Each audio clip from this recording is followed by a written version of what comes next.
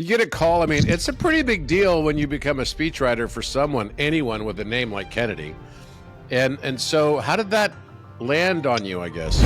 We are finding out now that the government has suppressed knowledge of UFOs, ridiculed people who were saying that they were real, destroyed their careers. And now it turns out that they knew all along.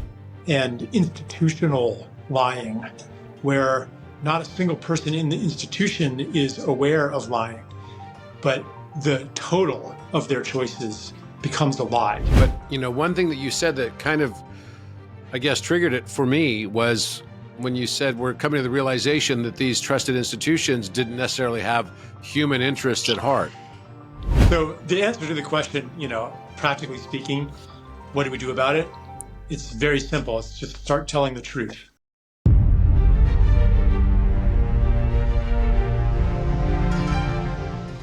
Charles Eisenstein, what a pleasure to have you on the Think Tank.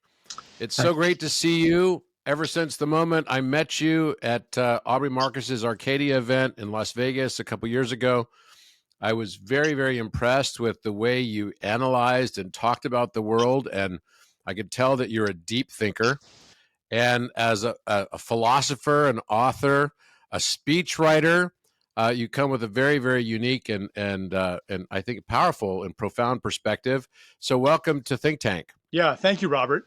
I remember that event actually in Las Vegas. I think I impersonated Sir Dudley of the Galactic Federation on stage. You did. Yeah. You did. And it was epic. And you wore like a pretty cool outfit too, as I recall. It was shiny. That's right. Yeah. So tell me what you've been doing for the last couple of years since I've last seen you. Sounds like you've been on quite a journey. Yeah, I've been working with some ebbs and flows, but on the RFK Jr. campaign as a speechwriter and advisor. And, that's really occupied a lot of my time. And as I was telling you before, I wouldn't want to do it forever. And because I had a lot of my interests and capacities are not really put into play in a political campaign. But, I've learned a lot doing it. And I kind of fell into it by synchronicity. I never planned to do anything like that or aspired to how did that come upon you? Like, what, you get a call. I mean, it's a pretty big deal when you become a speechwriter for anyone with a name like Kennedy. And so how did that land on you, I guess? Well, so I guess we were in each other's sphere a little bit because we were both, I say COVID dissidents. And I ended up on his podcast one time, but he didn't even remember it. But then it was about a little more than a year ago. One of my followers on Substack won the raffle to go falconing with RFK Jr. And it was a random chance. She only bought one ticket. People buy, scores of tickets hoping to get this opportunity. She bought one ticket and she won.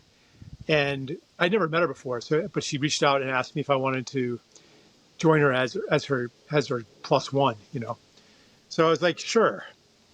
And I mean, and the whole thing was a bit of a circus. There were a lot of people there. It wasn't an intimate gathering, and people were getting photo ops. Photos taken with them, and I couldn't care less about that. And I'm not even interested in falconing. But falconing, what a strange thing. Yeah, it's so like random. It's like this really patrician sport. It is. It's like very old school. Yeah, but anyway, so I ended up sitting near him at lunch, and I made some kind of comment on something. I think it was along the lines of, now that some of our opinions about COVID policies are being vindicated, that doesn't mean that we shed the stink of disrepute. And he thought that was insightful. And so we ended up talking some more and then texting. And then he was like, hey, do you want to present some of your ideas to my campaign committee. So I was, sure, I did that. And, somehow I ended up on the leadership team. And I've become kind of a dissenting voice in the campaign as well. There are things that I disagree with them about profoundly. And at times I want to leave in a self-righteous huff, and distance myself from somebody who has such views. But then I sit back and I'm like, okay, what's the alternative? Hi, I'm Robert Edward Grant. I invite you to explore my transformative books, Philomath and Polymath, each designed to expand your understanding of the world and ourselves. In Philomath, which means lover of learning, discover how mathematics weaves together physics, music, and prime number theory, revealing the universe's interconnected nature. It's more than a book, it's an enlightening voyage. Polymath builds on Philomath's insights, exploring the genius of thinkers like Pythagoras and Da Vinci, who used geometry to revolutionize science, art, and governance. Rediscover the polymathic roots that sparked past ages of enlightenment. Join me on this journey as well. Visit robertedwardgrant.com to get your copies today. Let's foster a new era of enlightenment and collaboration for a brighter future. And when I look at Donald Trump and Joe Biden, neither of them are even the second best candidate. I mean, that's the gap between Bobby and those guys. And I really don't see much other hope for this country and this world, given all of the crises that are converging upon us. People have little idea just the magnitude of the crisis that we face right now, how far gone we are. So Yeah. I think a lot of us have a sense of it, just almost like at an intuitive level, like an animal before like some natural calamity. That's the best way I could describe it. But, maybe you could illuminate for us exactly what you think is the devil at the doorstep. Yeah. I mean, there's the obvious things like ecological tipping points, nuclear escalation, totalitarianism, encroaching totalitarianism, artificial intelligence, bioweapons engineering, like all those kind of more immediate crises. But there's also a profound degeneration in the relations and capacities that make us human. I was giving a talk somewhere, and I gave the example of like when I was a child, I would go outside and play with other kids. Okay, I don't see that happening very much anymore, by the way, like unsupervised play. But we'd go and we'd play a game. It would be, kickball or stickball or, some game.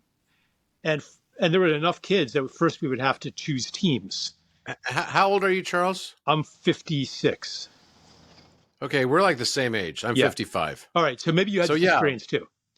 I had this experience too. I ate dirt, played outside.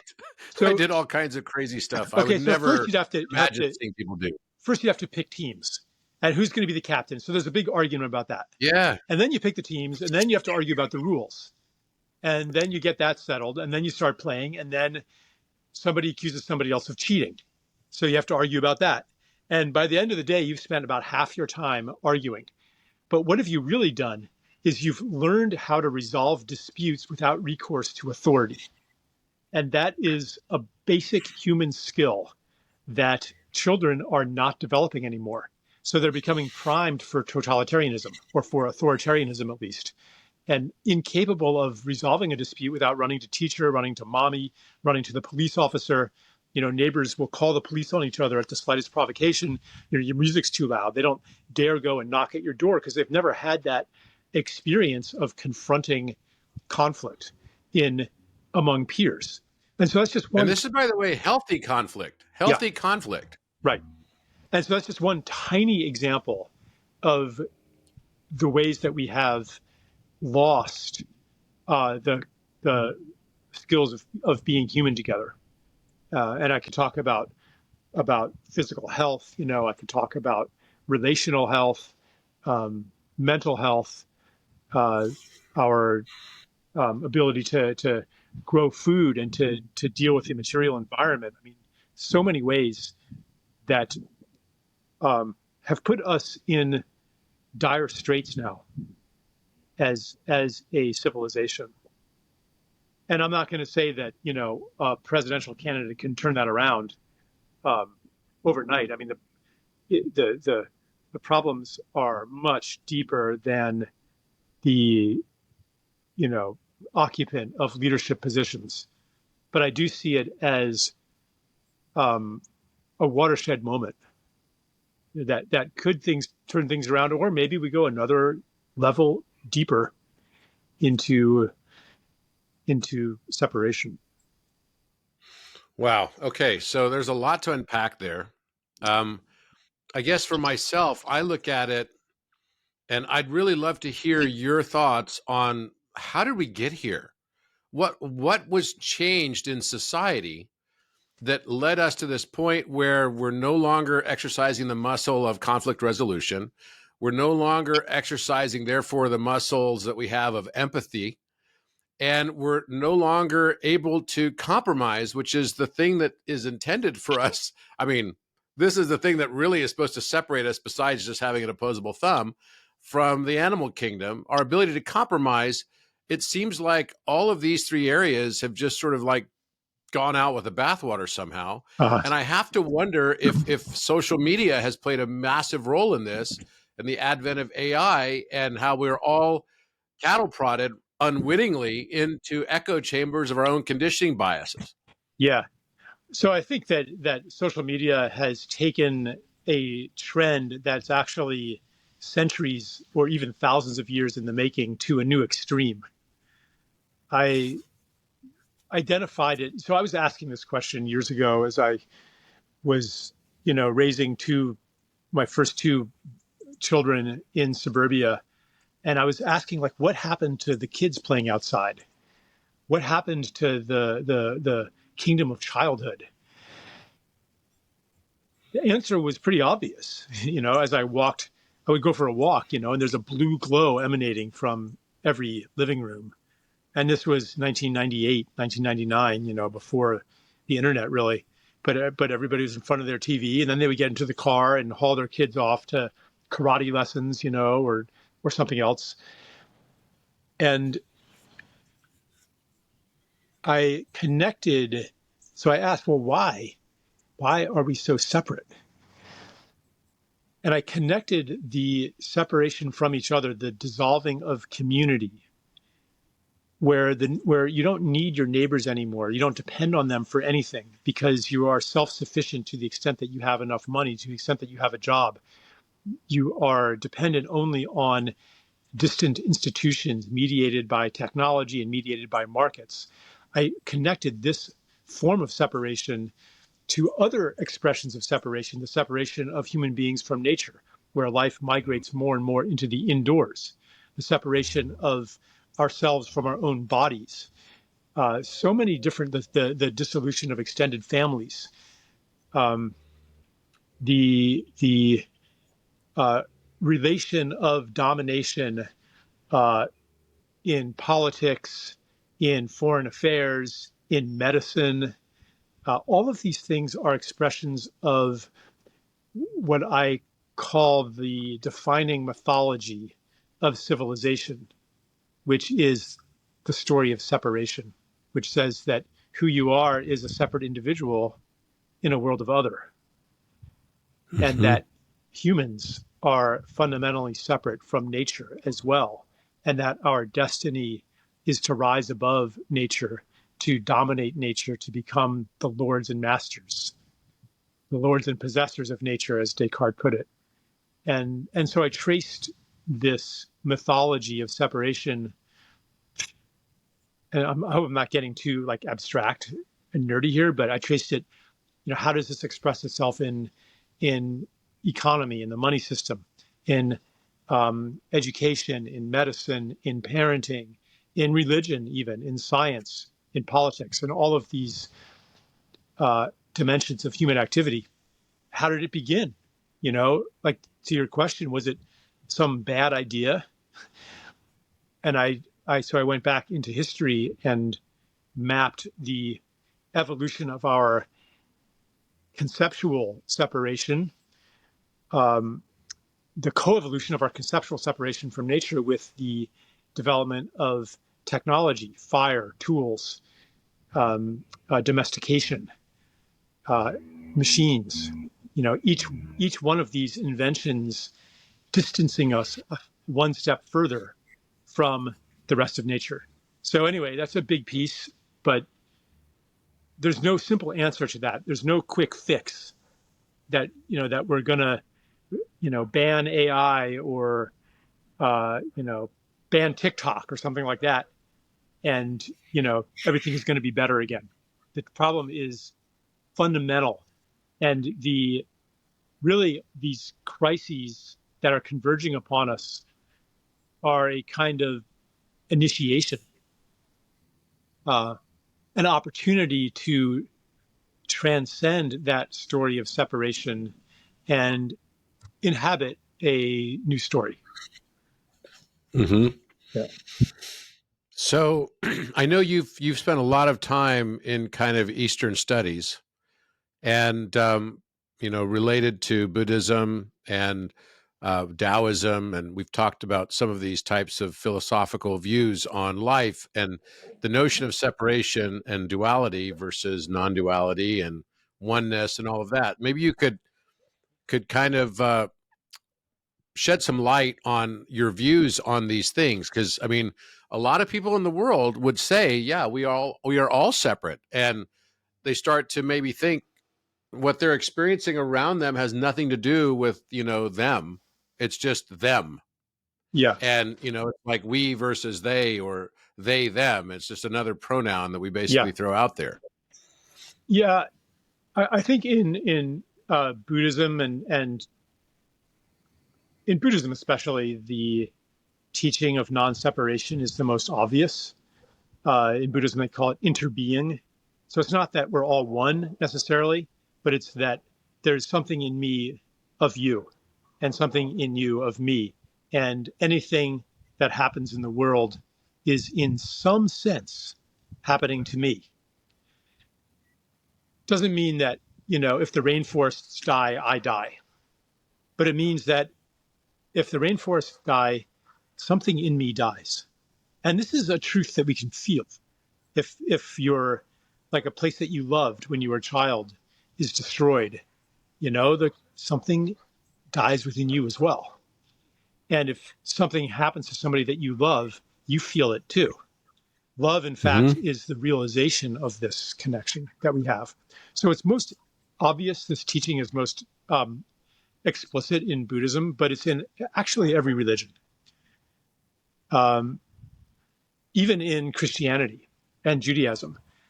But it's more coded. For example, the Golden Rule, which says that the normal understanding of the Golden Rule is as a rule, an injunction: do unto others as you would have them do unto yourself. Otherwise, God will be displeased. Yep. But what it Mm-hmm. really means is it's just a statement of fact. It really is meant to say, as you do unto others, so you also do unto yourself. Yep. And so, if you really meditate on the Gospels, on Christian teachings, you will come to a similar place as you will with Eastern religion. Absolutely. So I tend to think of it as, because we cannot separate our experience from our conditioning biases that we may not even be aware of, very often we're not, then we instead are living in a U inverse of what is actually inside of us that might be latent. And every single person we meet then, and every experience we have, is basically um, painted, as it were, through the lens, or colored by the lens of our own, whether it be socioeconomic makeup or background or nature and nurture in combination, that there's nothing that you can truly separate the observation from, this kind of view of perception of reality, of perspective. Yeah. And that you could have somebody robbed on the street outside with 30 eyewitnesses and have 30 entirely different accounts of what happened. And this happens all the time. Just go to a court. Yeah. It happens all the time. So I think that what's happening is we're probably waking up to a certain extent that what we thought was an objective material reality in the universe might actually be a subjective mental perspective. And that's a hard one for people to wrap their brains around. Yeah, it gets a lot more mysterious and subtle than that even. But I'm feeling like I'm not sure if I really want to, go into metaphysics a lot. It seems kind of abstract, and I'd really like to maybe address something like what's really, I've done an awful lot of these interviews, and laid out my worldview, but I'd really like to apply it to something urgent and go ahead, in the present moment. And I'd like to know, maybe on behalf of your listeners, what is the disturbance in the field that you'd like me to okay, I'll give you one. Yeah. I'll give you one. So this morning, I listened to a friend of mine, Eric Weinstein, who was on a podcast with Brian Keating, the physicist. So you've got a mathematician, let's say he's a mathematical physicist, Yeah, and a physicist talking about the recent podcast with Terrence Howard and Joe Rogan. Interesting. Yeah. Okay. And I think this is it's a topical discussion because it really delves into this notion of what's happening with the trusted institutions of this country and maybe many countries around the world in the wake of what happened with, for lack of a better term or a more scientific term, the fuckery of COVID. Yeah. And now the revelation of that is becoming more and more well known. More light is being shed on the topic. We have people like Fauci who just admitted, under oath that kind of the whole social distancing thing was kind of a made up story, right? It wasn't based on science at all. And people were vilified. People were forced to take the vaccine. Obviously, there wasn't a lot of testing done on the vaccine to know that it was safe. And so a lot of people are feeling seriously disenfranchised. Yeah. With government, with right. universities. And I think it's getting to a point where that, in combination with the other aspects of society, with social media and AI, that's basically cattle prodding us into our own echo chambers of conditioning biases and thinking that everyone agrees with us. I think these two things together happening at the timeline that it is feels like, probably 4th century or 5th century AD Rome. Yeah. Yeah. So definitely one thing that's happening is a almost total loss of trust in not only our governing institutions, but our institutions of knowledge production, the institutions that tell us what is real and what is not, what is true and what is false. And when you begin to question one of them, so to speak about the stuff coming out about Fauci, and their suppression of the lab leak theory, which they knew was actually true. They knew this research precisely to make a transmissible gain of function, right? Yeah, like they knew this was happening. They knew it was happening. Totally. In Wuhan. They funded it. They funded it, and they gaslit the public. They suppressed the knowledge. They scrubbed their emails of incriminating evidence to evade FOIA requests. I mean, the whole thing is so corrupt. And people see things like this. They believed, that even the Earth is round because they were told it was round in science class, and they were given these diagrams, and here's the solar system, and they didn't do the science themselves. People are told that viruses cause disease. They haven't seen the viruses themselves. They've not been in a laboratory. They trusted authority. And now that they do not any longer trust authority, they uh, have no reason to believe any of these things. And so, like, I was in discussion forums during COVID, with other dissidents, where like I almost got kicked out because I believe and still believe to this very day that the Earth is round, as in a sphere.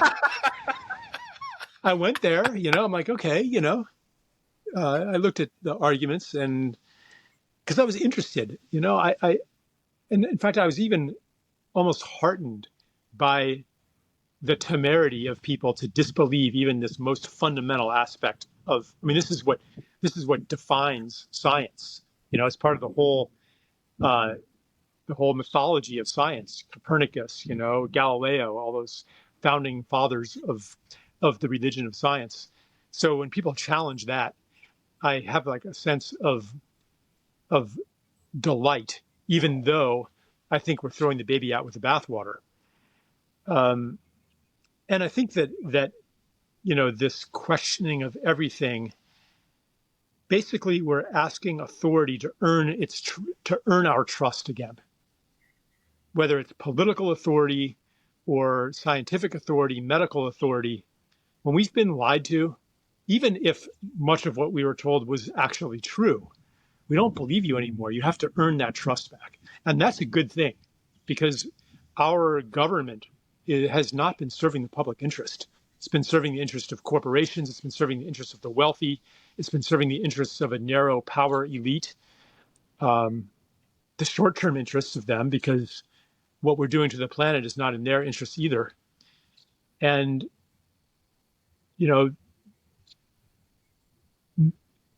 the loss of trust is a step toward regaining the trust. Like, you have to earn it back now. So But I think hold on in a second. general, So that um, yeah, I watched that podcast as well, the Joe Rogan podcast, um, and a lot of people asked me about it, and I said, there's something there. It's not solid, but he's mining this kind of uh, recessive gene uh, of alternate science that may be no more or maybe even less reliable than conventional science. But there's been a lot of knowledge that has been suppressed because it doesn't fit into reigning paradigms. And that doesn't mean that all of science is wrong, but I mean, I've personally experienced things that science says are impossible numerous times in my life, and so has almost everybody else. We are finding out now that the government has suppressed knowledge of UFOs, ridiculed people who were saying that they were real, destroyed their careers, and now it turns out that they knew all along. And the behavior of UFOs is the observations by trained observers are contrary to established laws of physics. You cannot have craft accelerating, at thousands of G forces. You cannot have them executing sharp right angle turns, moving from 80,000 feet to beneath the surface of the ocean in less than a second. I mean, none of that stuff is possible from within Newtonian kinetics. So we have right in front of our faces evidence that the narration of what is real and possible is profoundly limited. It does not encompass all of reality. And when we open the door to these phenomena being authentic, like who knows what else comes in through that door? some stuff that might be completely ridiculous, some stuff that might be plausible, but you have to test it out. Free energy devices, things like that.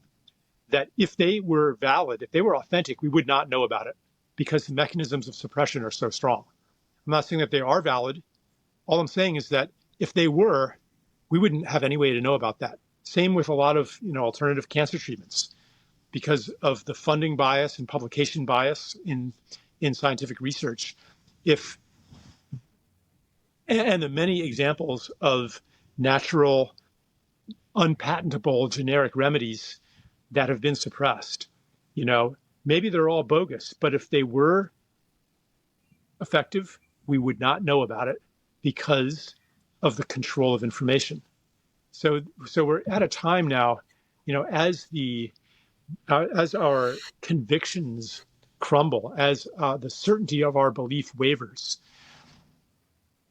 we are at a moment where, as the saying goes, 100 flowers can bloom, and who knows what fruits they will bear. Some of them may be inedible fruits. Some of these flowers are not going to stand the test of time.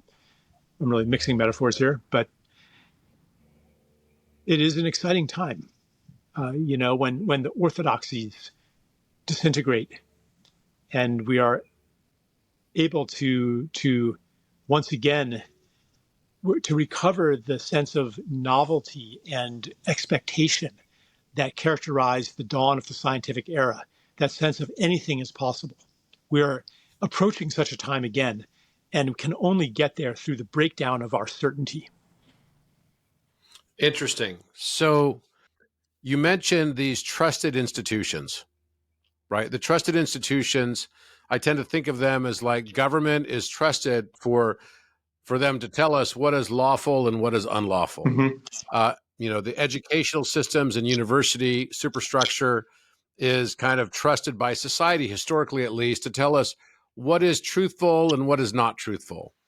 And then you've got religions who have been trusted largely by society for at least the last few thousand years, rightly or wrongly, for telling us what is moral and what is immoral. Yeah. And so you've got these trusted advisors and trusted institutions that in some way, whether they're self-appointed or not, it doesn't really matter. It just seems like humanity's now at a stage where we're just not as accepting anymore of somebody else to tell us what is lawful, what's unlawful, what is truthful, what's untruthful, what is moral and what is amoral or immoral. And it's almost as if humanity is just sort of saying, maybe it's part of Age of Aquarius, it's just a new thing. People just want to be more rebellious and more dissident in their orientation. What do you think it is? And is this something that is possibly intractable, at least for the next few decades? Did you know that there's a new love affair with mathematics and geometry happening all around the world today? People who once despised these subjects in high school are now finding they're falling in love with them. Do you know why? Because math without meaning is simply information, whereas math with meaning is divine communication. My courses, The Etymology of Number and The Language of Light, guide you on a journey of self-discovery, sharpening your problem solving and pattern perceiving, as well as analytical and creative thinking, and unlocking your fullest polymathic potential. And most importantly, acquainting you with the mathematical language of the universe itself. You will never see the U inverse the same again. To get started, I recommend The Etymology of Number, a 4-part series that explores the evolution of numbers and their impact on fields like physics, chemistry, music, and art. It is the embodiment of Leonardo da Vinci's encouragement to study the science of art and the art of science. Learn how to see. Realize that everything connects to everything else. My second course series, The Language of Light, is a 6-part series that builds on concepts from the first course and offers deeper insights into unified sciences, ancient wisdom, spirituality, and their relevance to today. My courses are always fun and easy to understand. They intertwine mathematics, music, art, and consciousness, and illuminate the mathematical connections that span all disciplines of science and art. Register for these two courses, Etymology of Number and the Language of Light, at robertedwardgrant.com under the Courses tab. And join the Robert Edward Grant community chat on Orion Messenger for lively, engaging, and innovative discourse. I think that human beings always look to other people, to their communities, to institutions, to people they respect, to authority figures, to navigate the world and to understand all these things that you're saying: what is real, what is true, what is moral, what is good, what is right, how to be a human being. We are not and never have been separate individuals. And this is actually a perfectly valid survival function. You know, if you're a hunter-gatherer and you see something unusual, first thing you do is you turn to your buddy, you know, hey, did you see that too? Boy, is that, you know, is that track there from, you know, an enemy warrior, you know, is that, hey, does that gazelle track look like it's wounded? You know, maybe we can hunt it down. Like there's always, you corroborate your perceptions with other people. And if somebody in that society is an elder, somebody who has earned respect over a lifetime, you're going to be especially interested in hearing what they have to say. So we have a natural proclivity to orient to reality based on the people around us and to respect authority figures. Today, that natural proclivity has been hijacked by authorities that do not actually have our interests in mind, either because they have their own selfish, you know, for-profit and for-power interests, or because they have become faceless institutions with a life of their own that serves no human interest, not even the interest of their chief executives. And furthermore, this function of I look around, what are people saying? What are people thinking? It has become so diffuse, electronically mediated, that it becomes disengaged from the physical reality that surrounds us. And because so many people are interacting digitally, the whole self-generating system of mutually reinforced reality perception gets more and more dissociated from any material substrate. And basically, long story short, humanity goes crazy. We end up believing things and doing things that are completely at odds with what actually makes us thrive and what actually serves life.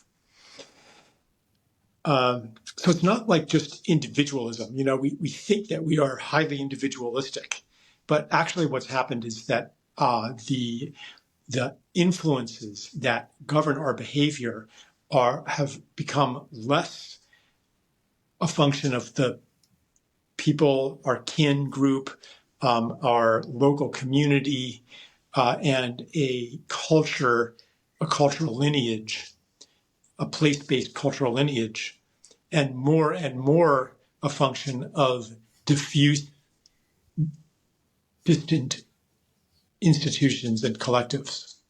And we have not yet cohered into a healthy superorganism that would mirror the healthy, intact, place-based cultures, but at even a higher level of organization. We have not yet come to a healthy human collective, you know, and that is one way to understand the great challenge of our time.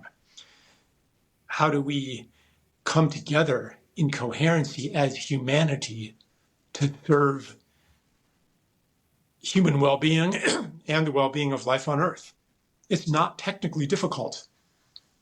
The technical problem is easy. We could easily grow enough food to feed everybody on Earth. We could easily meet all of our basic needs without even putting that much stress on the environment. But we spend so much of our energy creating, useless stuff, weapons, prisons. You know, we spend most of our energy fighting each other, even in politics. mean, this is one of the main messages that I've brought to the campaign, the Kennedy campaign, is heal the divide.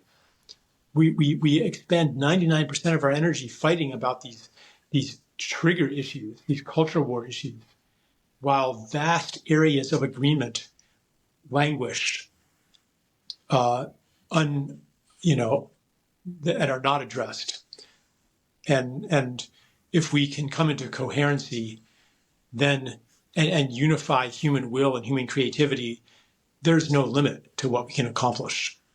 The fundamental problem is our dehumanization of each other, our othering of each other, our division into separate opinion tribes that see the problem as the horrible people on the other side.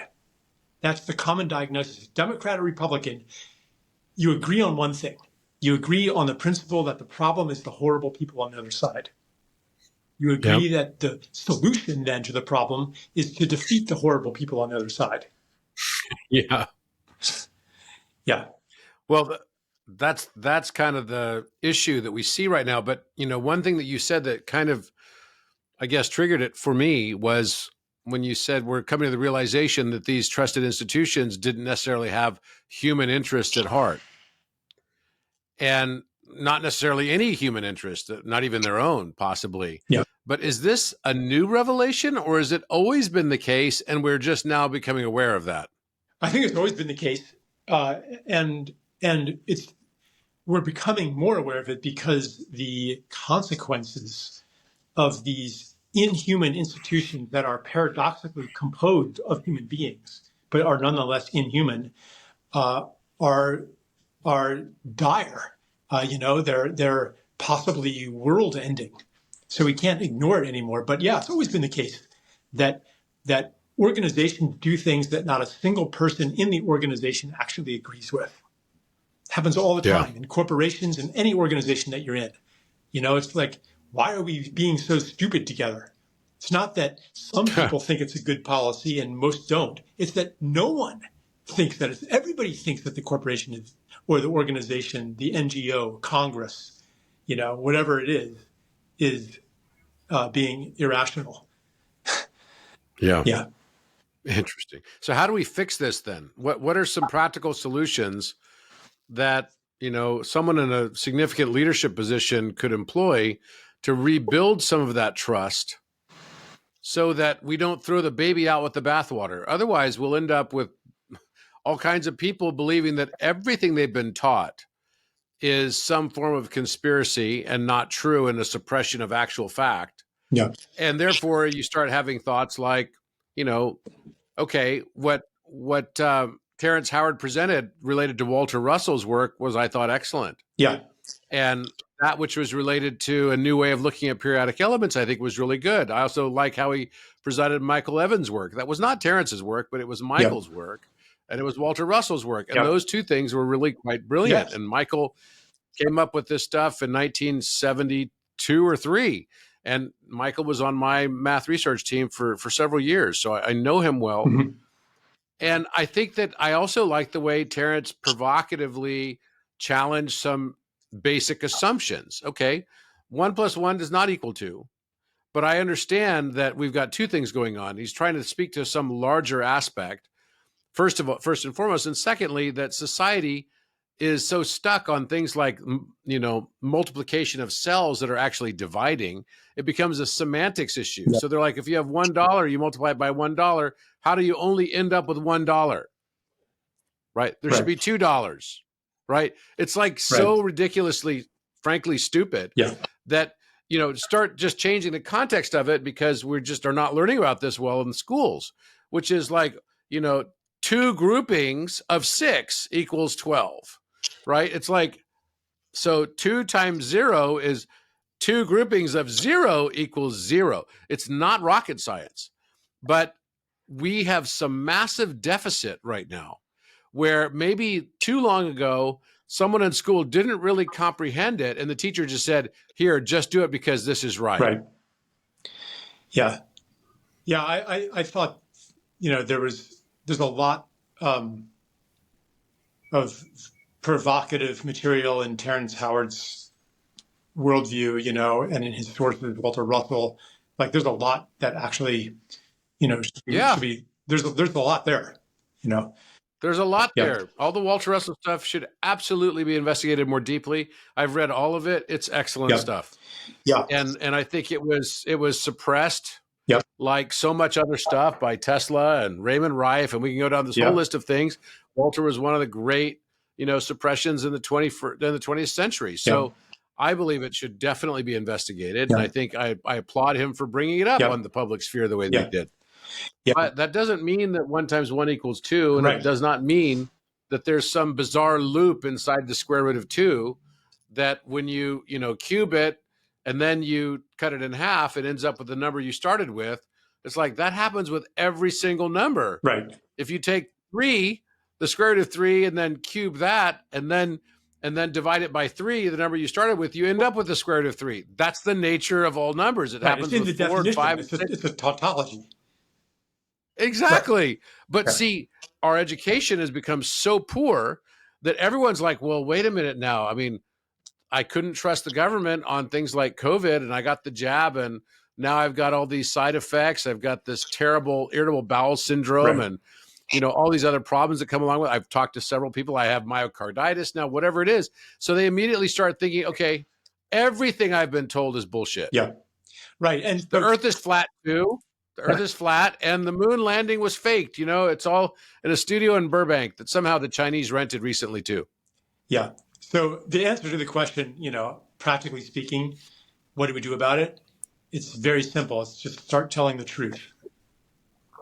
Start telling the truth. Those who hold the secrets. It's not rocket science. Yeah. And it takes time. If somebody has been lying to you for your whole life and they tell you one true thing, you're not going to immediately trust them. And that's how it has been with our government and our other institutions. And it's not just, deliberate lies, but it's also whole systems of bias and institutional lying, where not a single person in the institution is aware of lying, but the total of their choices becomes a lie. In a pharmaceutical company, maybe one person fudges the data a little bit, and another person elevates this study because it makes our product look better and suppresses that study because it was less favorable, and then the journal publishes this one because they're getting funding from this, and and then another scientist trusts this journal and he uses that finding to make some other assertion. And, the totality of these incremental lies is a system that is completely divorced from reality and is killing and sickening hundreds of millions of people on Earth without anybody deliberately doing that, or with very few. Maybe there's a few sociopathic opportunists who, they don't care. They just want to make money or they just want power. But most of the people in these institutions are perfectly normal, decent people. Yeah. And if you think that you're going to solve the problem by rooting out the evil people, that's not going to do it. You have to foster a culture of honesty. And where does honesty come from? Where does that courage come from? These are not easy questions to answer. But I think that it comes down to the basic mythology that we live in. And part of the old mythology was, like any mythology, it answers what is the purpose of life. And the old mythology essentially said is to maximize reproductive self-interest. Yeah. Which is almost a non-answer. There is no purpose. It's just, behavior is the result of chemistry, deterministic chemistry. But a new mythology, also a very ancient mythology, would answer the question differently and would say the purpose of life is to contribute to life and beauty to make the world more beautiful, to participate in the unfolding of complexity, life and beauty in the cosmos. Wow. And when you orient toward that and then build institutions that affirm and reward that purpose, then these issues of honesty and trust take on a completely different color. Yeah. Yeah. And it's nothing short of that is going to create significant change. And you think that RFK is the best person to help spearhead that? At least in today's world. I think he's as much as the world is ready for right now.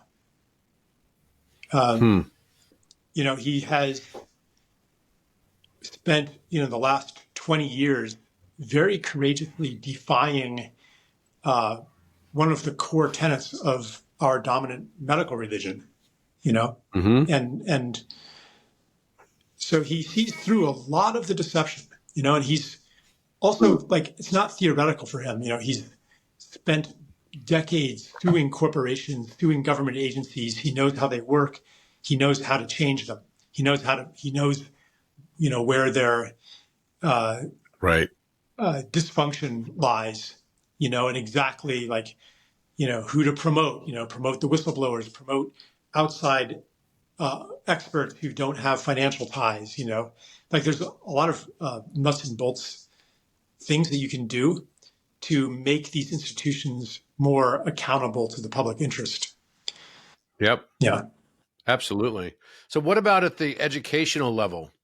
So if I can understand the analogy you gave about UFOs and extraterrestrial and all these experiences, et cetera, that are now coming to light, and there are hearings in Congress over this, et cetera. But what about at the university level and this idea that science is suppressed in favor of commercial agenda?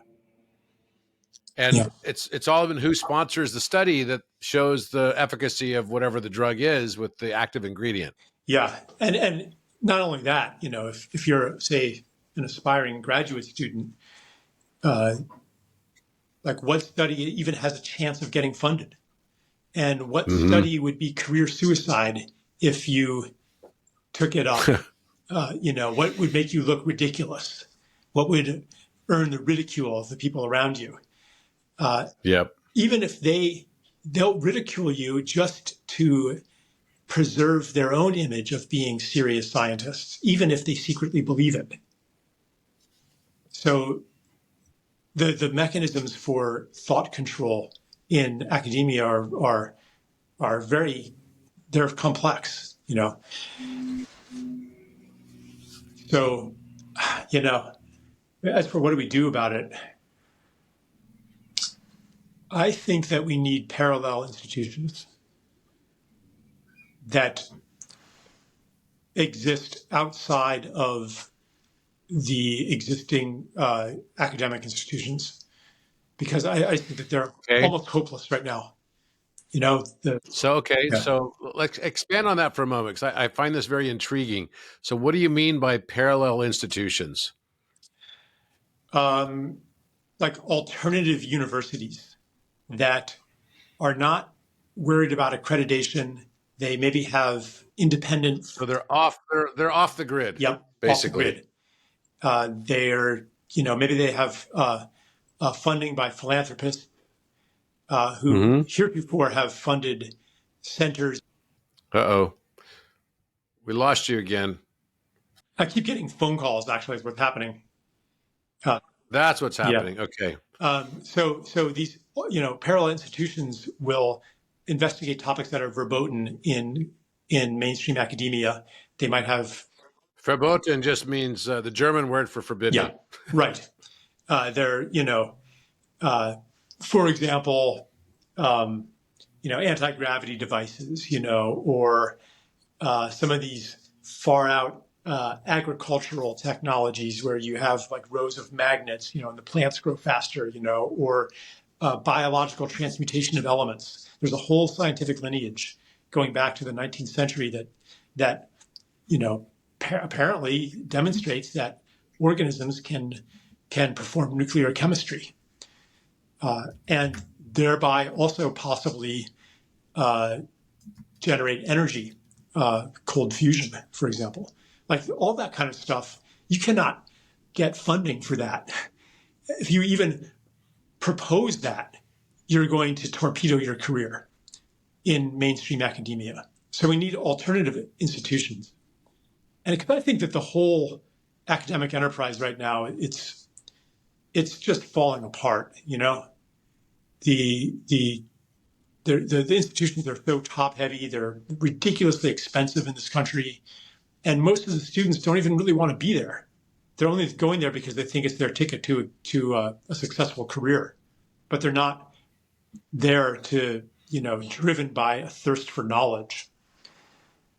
Traditionally, like, I don't know, probably get in trouble for saying this, but traditionally, maybe 3%.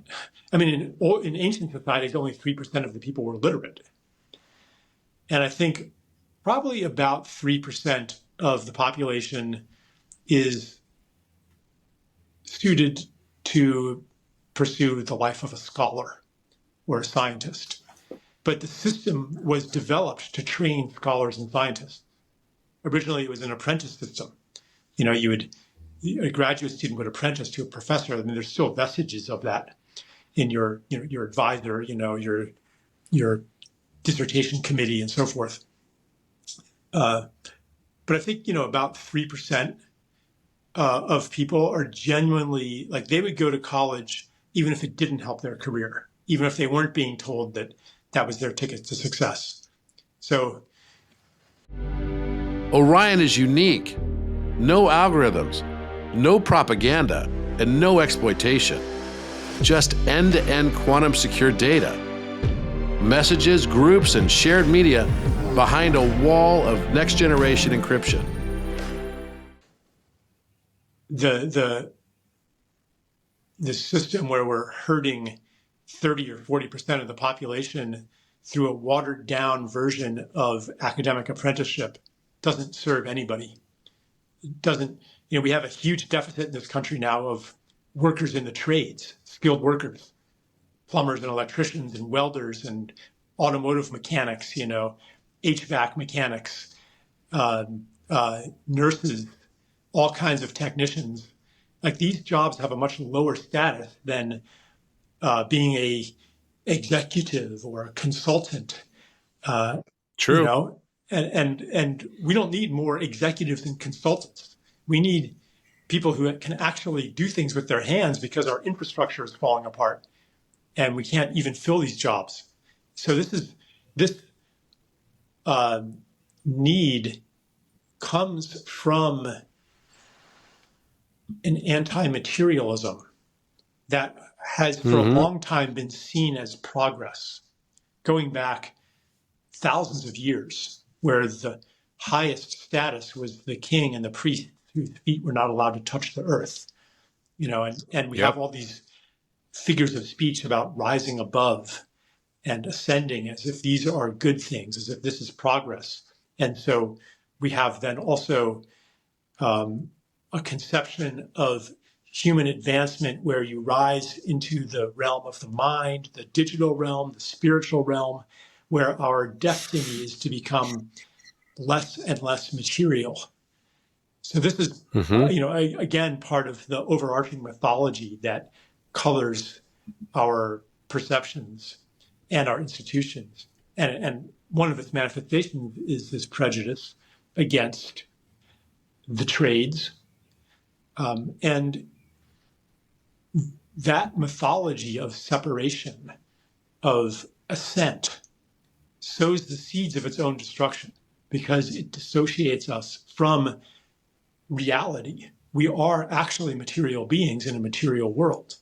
We can pretend otherwise, we can imagine otherwise, but in the end, reality will make its presence known. And that is happening today in the form of a health crisis, in the form of social crises, ecological crises. And all of these crises are calling us back home toward Mother Matter. So, I can't help but go there when I talk about academia, because really we're talking about the cultivation of the human being. That's what education is. And to make that only about the cultivation of our ability to deal in abstractions that we call the mind. I mean, even the mind, is not separate from the body. Brain's not separate from the body. Neuropeptides are not only in the brain. Neurotransmitters are not only in the brain, they're all over the body. So even this idea of mind versus body is also a artifact of the mythology that we have lived in.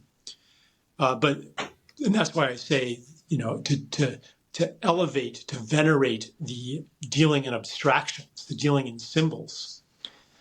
That is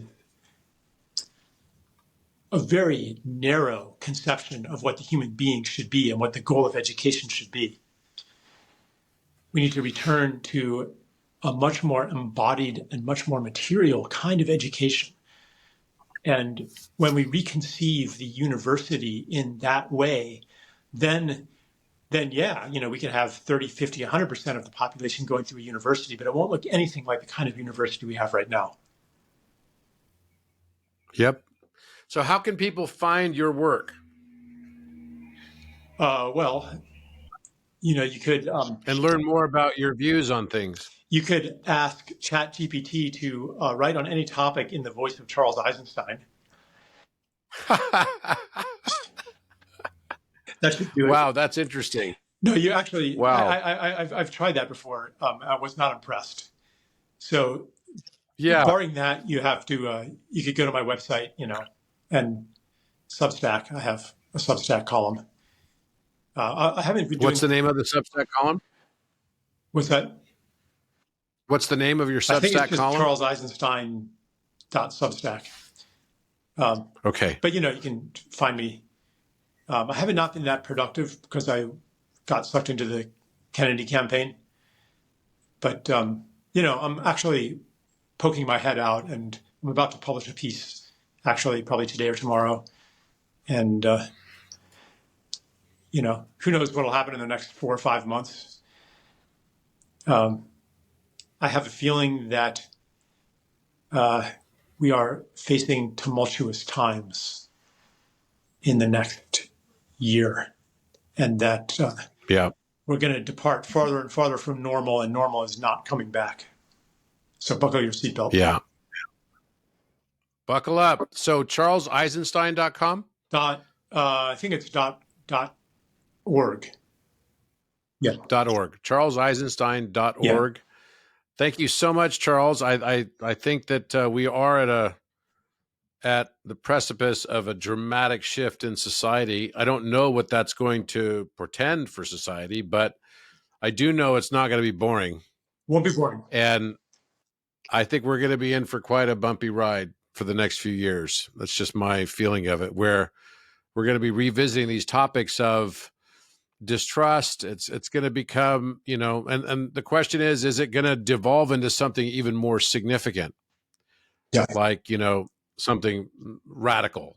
And I don't know the answer to that, but it definitely feels like it reminds me of all the stories I used to read about in Asia, where they would go through these periods of literati purges. Mm-hmm.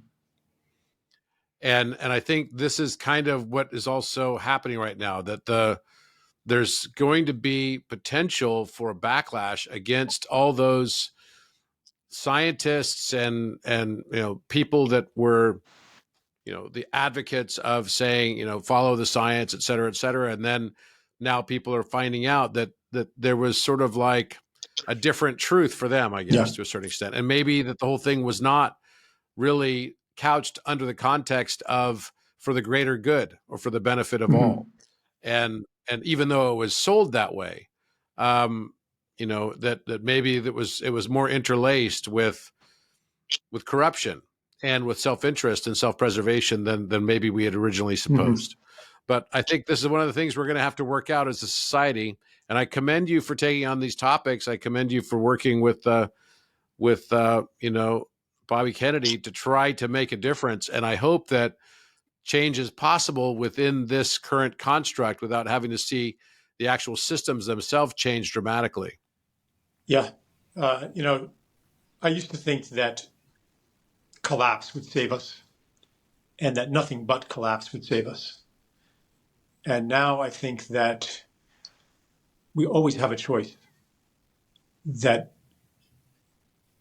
we can always double down. When systems stop working, we can always pretend that they're going to start working again, and that we actually have to choose a different path. Yep. All right, my friend. Well, good to see you. Yeah. I wish you all the best in this campaign season. Yeah. And I'll look forward to seeing you again soon. And for everyone else, we'll see you next time on Think Tank. Thank you.